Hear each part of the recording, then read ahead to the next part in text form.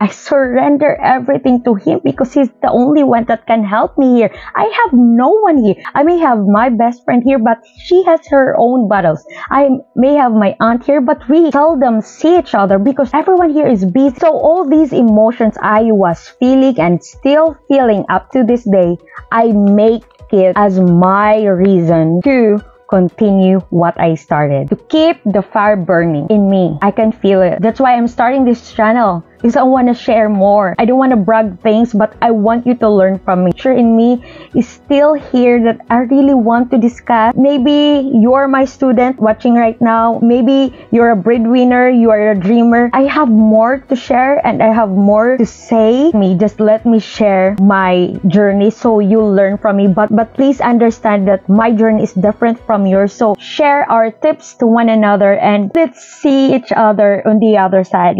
Salamat sa pagkita!